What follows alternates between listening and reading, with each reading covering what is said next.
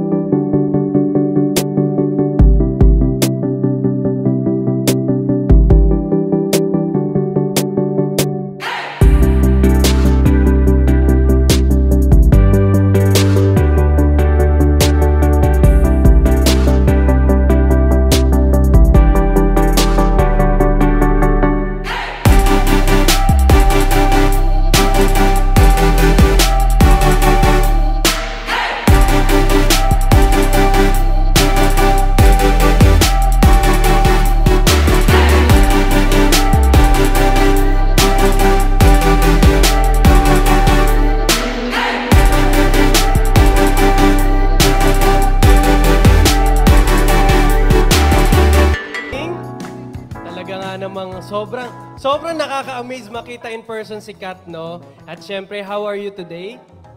Hello, Ding Dong. And of course, mabuhay, magandang gabi, mga tagigenyo.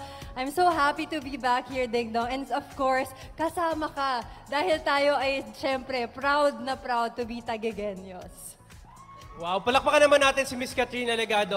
So meron akong konting question for you tonight, no? Dahil recently kakatapos lang din ng pageant na iyong sinalihan at congratulations for winning a crown. Now, yung mga babae at mga kandidata natin sa likod ay nangangarap maging next Katrina Legado. So do you have any message for them?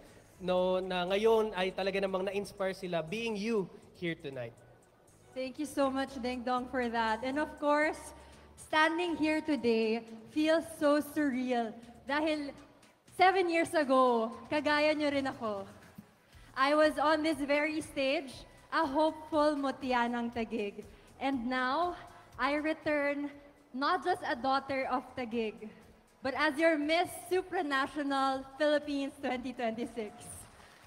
Taguig, ito ay para sa inyo. To the city government of Taguig, led by our visionary leaders, thank you for cheering us and creating opportunities that uplift and empower women. Truly, I am proud to say, babae naman. To my family, friends, my team, and to everyone who stood by me, thank you for holding space for my dreams. You were my strength, my courage, and my light. To every Mutya standing here tonight, I was once in your shoes, but of course, just trust your journey, embrace your growth, believe in your voice, whether you win or not tonight.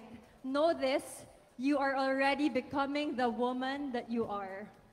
Always carry the heart of a Tagigenya with you. Again, maraming salamat. This is our victory, this is our story, and this is just the beginning. Mabuhay, Mutya ng Taguig!